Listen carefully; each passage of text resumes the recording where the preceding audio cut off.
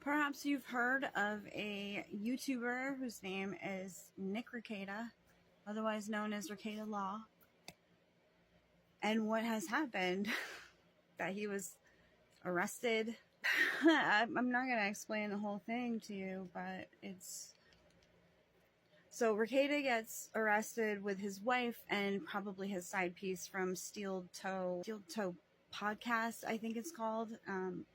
So that chick that got arrested is actually married to, but soon to be ex-wife of the host of Steel Toe Podcast. Did you guys follow all that? That's crazy. He got arrested for a large amount of drug possession, possession of a firearm while having these substances or drugs in the house, and the third charge apparently is child endangerment.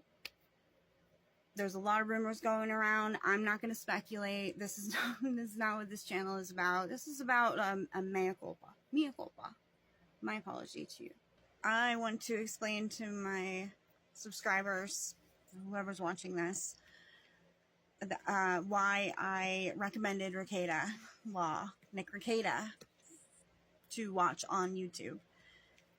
I recommended him because I thought that he was very insightful. He had a keen mind, a good sense of humor, and he was different.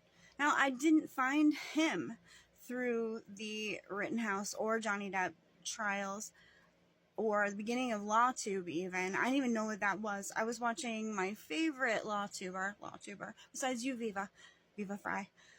My favorite LawTuber, Robert Gouveia of Watching the Watchers.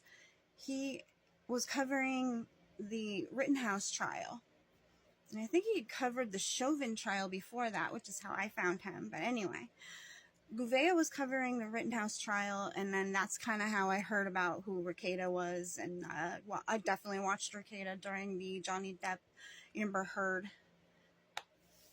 fiasco. Well, not for Johnny, definitely for Amber Heard. Oof.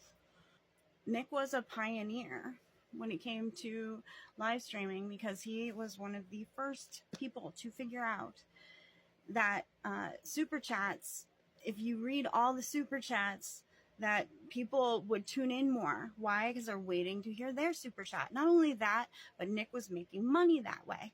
And literally all of LawTube and beyond copied that particular, that way of doing business. Presenting yourself, engaging with your audience on a much more personal level. They pay for it. I don't know, but he's a pioneer in that sense. Just like Tim Pool is a pioneer of live streaming journalism. So I gotta give props to Nick for that. And I started watching him. Well, I thought he was, or at least professed to be, a good Christian family man with like 5 kids, and he loves his wife, and they'd been together since college, and he presented that way. And in some ways, I do believe that that's who he was. But he started his channel 6 years ago, and it seems like it only took 6 years to corrupt him beyond redemption. I don't know.